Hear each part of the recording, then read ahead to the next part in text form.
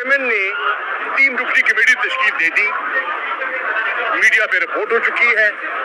Chairman senate ने leader of the opposition doctor Waseem Shahzad साहब को खत लिखा, उसका जवाब मेरे सामने मौजूद है और हमने लिखकर चेयरमैन सेनेट को भेज दिया है कि अगर मुज़ाकरात होने हैं तो ये 3 रुकनी कमेटी करेगी। इसका अख्तियार सियासी जमात को है, ना कि आप अपनी पसंद से लोग मुसल्लत करना चाहेंगे।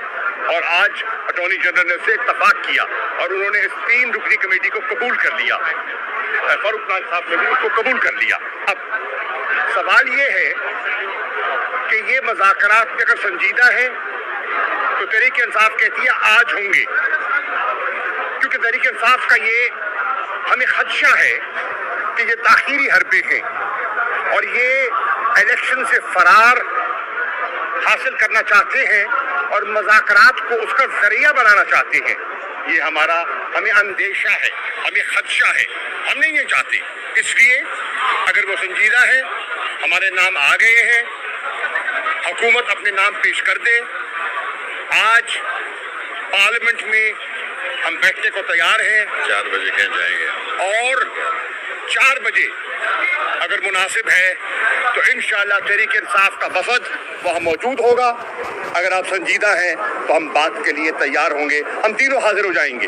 अब इसको डिलेइंग टैक्टिक के तौर पर हम इजाज़त नहीं देंगे।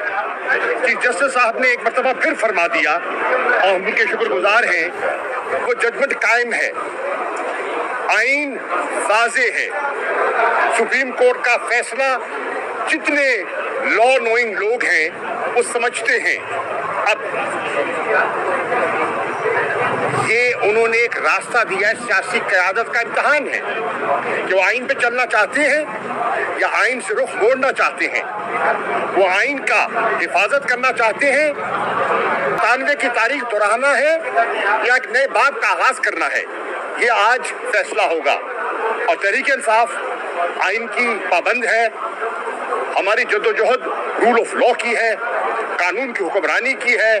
और 14 मई अगर कंसेंसस नहीं हो पाता तो 14 मई को इंतखाबात होने हैं। हमने अपने टिकटिंग प्रोसेस मुकम्मल कर लिया। इलेक्शन कमीशन ने फाइनल लिस्ट कैंडिडेट्स की आवेज़ा कर दी, इलेक्शन सिंबल अलॉट हो गए हैं और अब इस पर मजीद आए बाएं शाएं नहीं हो सकती। देखते हैं अब पीडीएम सरकार के असल जो है उनका रंग क्या है, वो आज सामने नजर आ जाएगा।